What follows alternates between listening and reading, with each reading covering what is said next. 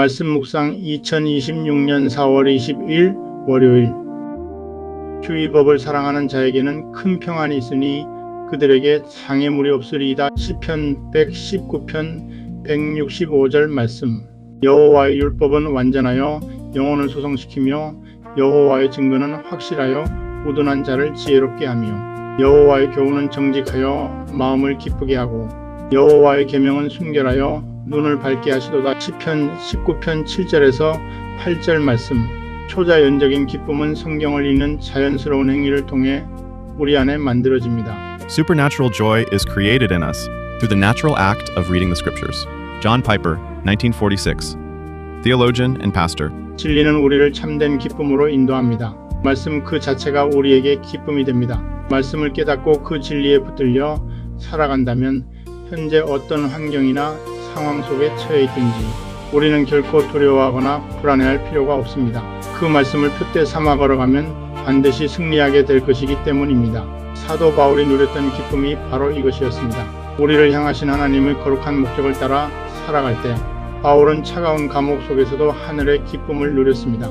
말씀이 제시하는 삶의 원리와 법칙을 따라 사십시오. 그때 우리는 비로소 세상을 압도하고 환경을 뛰어넘는 참된 기쁨을 얻게 될 것입니다.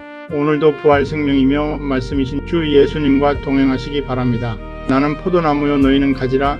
그가 내 안에 내가 그 안에 거하면 사람이 열매를 많이 맺나니 나를 떠나서는 너희가 아무것도 할 수 없음이라.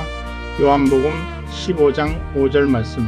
하나님의 말씀은 다 순전하며 하나님은 그를 의지하는 자의 방패신이라. 잠언 30장 5절 말씀. 내가 주의 말씀을 얻어먹었사오니 주의 말씀은 내게 기쁨과 내 마음의 즐거움이오나. 만군의 하나님 여호와여 나는 주의 이름으로 일컬음을 받는 자니이다. 예레미야 15장 16절 말씀. 내가 주께 범죄하지 아니하려 하여 주의 말씀을 내 마음에 두었나이다. 시편 119편 11절 말씀. 주께서 내 마음에 두신 기쁨은 그들의 곡식과 새 포도주가 풍성할 때보다 더하니이다. 시편 4편 7절 말씀. 항상 기뻐하라. 쉬지 말고 기도하라. 범사에 감사하라. 이것이 그리스도 예수 안에서 너희를 향하신 하나님의 뜻이니라. 데살로니가전서 5장 16절에서 18절 말씀.